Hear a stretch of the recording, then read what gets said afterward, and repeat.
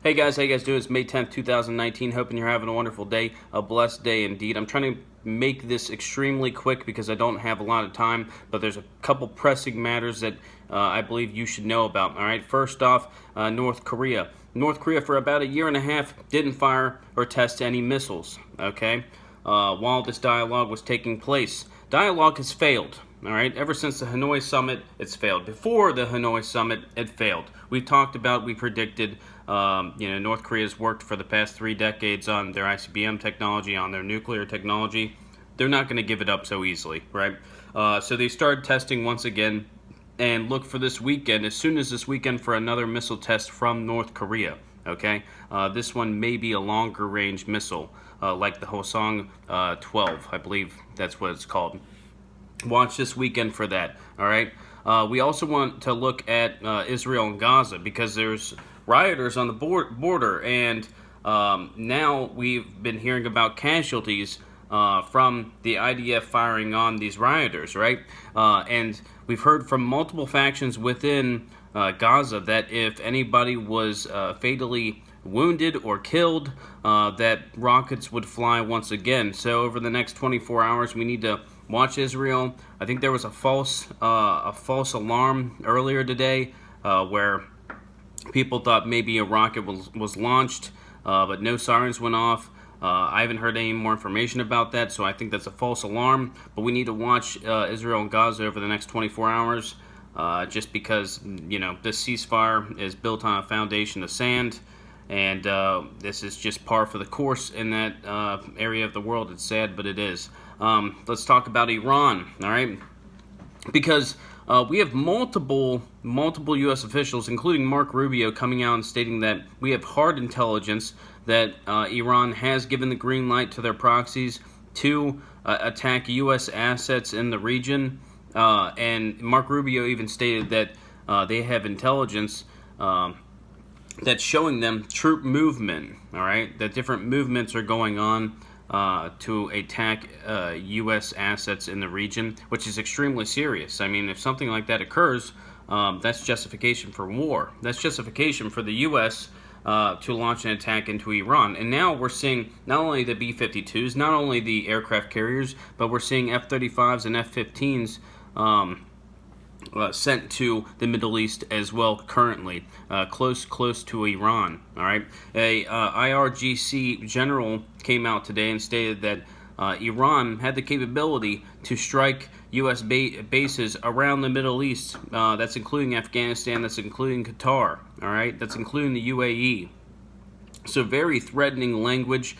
I don't want people to freak out too much just because threatening language like this has happened in the past. All right, but we need to be vigilant. Okay, if there was any time for a false flag to occur to get us into a war with Iran, this is it. The next week or two is very crucial. The U.S. is currently sending Patriot missile batteries to the Middle East even more than they have. The acting Secretary of Defense, Shanahan, authorized this, and so they're on their way also. We have a lot of military movement happening in and around the area of Iran, all right, that area of operations. We need to continue to watch that because that's very, very important. I would not be surprised if we saw some sort of action between the U.S. and Iran or Iranian proxies, okay? We need to watch that. And then we also need to watch Venezuela, all right? Someone very close to Donald Trump, Lindsey Graham, went to Twitter and stated that it's about time we send down an aircraft carrier towards Venezuela and take control of Venezuela, take out Maduro. All right, this is a guy who talks to Trump all the time. All right, all the time.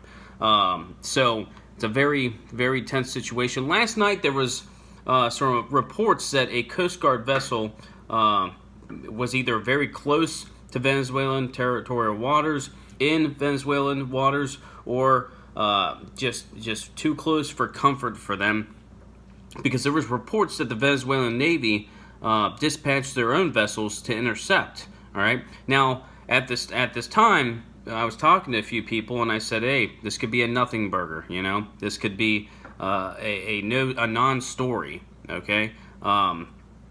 it could just die out, and that's what it seemed to do. All right, everyone seemed to be all up in arms for a couple of hours, saying, a lot of people saying, "Oh, this is it, this could be it," and it could have been, but nothing really occurred. We have no more information about it. What we do know is that when it comes to Venezuela, the Maduro regime is currently taking these opposition members and arresting them. Juan Guaido, his hand is being forced to ask for military intervention, and it's just not getting better. Okay, the U.S. is spreading itself pretty thin. It seems like there's fires all over the world that we're trying to put out, and sometimes that fire is not your responsibility when it comes to foreign policy. But the U.S. likes to put their hands in everything, and so we're dealing with North Korea, we're dealing with Iran, we're dealing with Venezuela. If things pop off between Israel and Gaza, we're probably going to have our hand in that as well in some way, maybe not militarily, but some way. Very, very interesting things going on today, things that we need to watch. My number one thing to watch this weekend is Iran and around the area of operations around Iran. Second would probably be a North Korean missile test, though Trump's been pretty quiet about it.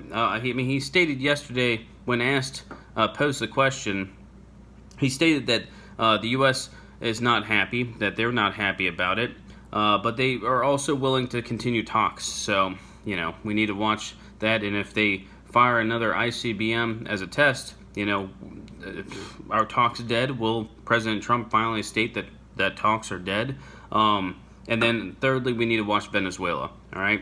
As more information about this stuff comes out, I'll let you guys know. We'll talk about, we'll discuss it. I'm going to be pretty busy this weekend, but I'll try to get you guys the information you need as soon as possible. All right. Grab a beer, say a few prayers, and as always, keep your eyes to the skies. God bless.